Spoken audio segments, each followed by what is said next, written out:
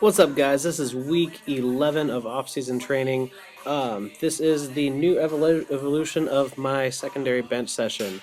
After going through my Saturday session and just still kind of experiencing the tightness in through my right shoulder and pec, which I've still been working on, um, I've noticed that I'm just kind of getting a little bit overloaded with my horizontal pressing and my bench training. So what I'm going to experiment with just kind of through the end of this year is kind of taking a note out of Dan Green's book and using the secondary session to work on military pressing and just high volume shoulder and arm work.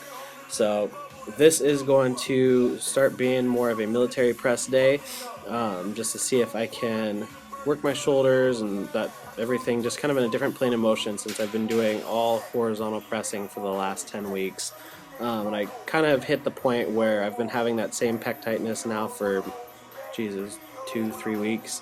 So I want to see if this helps still drive the bench up, especially now that I'm dipping back into sets of 3 and 5 on my Saturday bench session. So things are going to change a little bit here. I ended up doing 3 working sets of 5. First one at 185, the second 2 at 205, and just for shits and giggles to see if I could knock out 5 reps with it, I threw 225 on, and only actually managed to double there just because I was tired from my other 3 sets, so I didn't really count that. That's just a freebie, but I believe I can hit 225 for 5 next week if I pick my sets a little bit better. So that's these right here. I didn't have any pain in the shoulders or the elbows working on these. So I think this will be a good way to get kind of a little bit new stimulus for all of my pressing strength, while also just kind of building up my shoulders and keeping them healthy too. So I'm not just training one movement all the time. So we'll see. This is just kind of an experiment. It's off season. And I've got the freedom to do that. So I followed these with a behind the neck press. I did 3 working sets of 8 here with 135. I think this is the first or second set. Using these kind of in the same goals with it as the first time that I had these in rotation.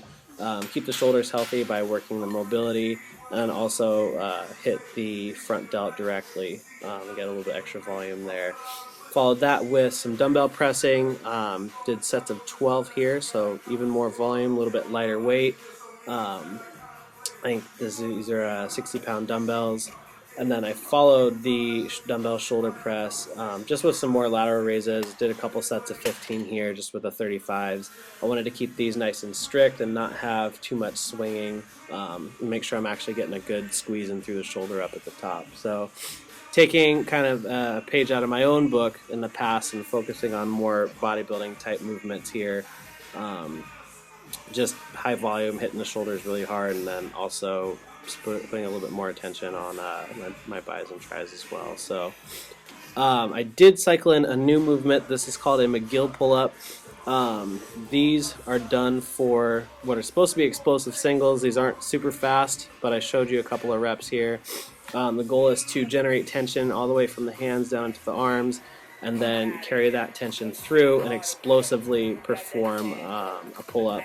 That way you're getting maximum contraction all the way through the entire length of the lat. So I worked 5-6 sets of these. I think I wrote down 5, and I supersetted each set with these band pull aparts here just to work again on that scapular retraction and shoulder health. So that is it for today. I did follow these with just a couple variations of some curls and tricep work. I listed those here, but I didn't feel like filming them. So that is it. I hope you enjoyed the video. If you did, be sure to like and subscribe to my channel. Hit me up on Facebook and Instagram, and if you're interested in any of the programs at the gym, check out our website at www.savagegym.com.